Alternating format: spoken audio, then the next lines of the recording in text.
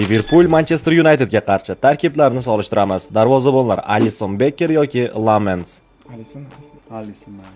Himoyachilar Lisandro Martinez yoki Virgil van Dijk. Harry Maguire yoki Ibrahima Konate. Maguire. Maguire. Maguire. Bu mavsum ajoyib darajada o'yin o'tkazdi. Diego Dalot yoki Jeremy Frimpong. Frimpong bu mavsum yo'q. Frimpong. Ko'p qismini jarohat sabab o'tkazib yubordi Frimpong, shuning uchun Diogo Dalot. Mana shu Frimpong. Milosh Kerkes yoki Luke Shaw. Kerkes juda zo'r o'yin o'tkazdi, chap qanotda. Mayli. Lukshaw nisbatan mavsumning ikkinchi qismini yaxshiroq o'tkazdi. Umumiy Kerkes. Casemiro yoki Ryan Gravenberch. Casemiro. Bruno Fernandes yoki Dominik Szoboszlai. Bu endi bahssiz, munozarasiz Bruno Fernandes mavsumning eng yaxshi yarim himoyachisi. Mavsumning yaxshi yarim himoyachisi, lekin baribir mana shu Szoboszlai. Meynu yoki McAllister.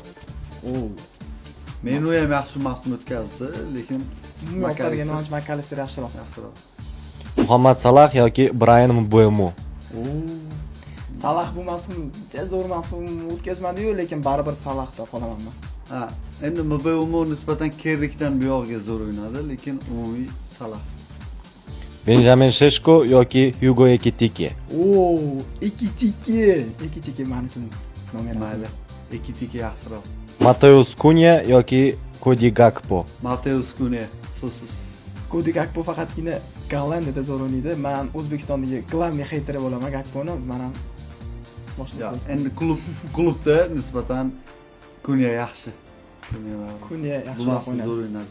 Murabbiylar Michael Carrick yoki Arne Slot. Michael Carrick. Men chiqib ketarsam bo'ladi. Andre Iraolani bu mavsumda ko'ramiz.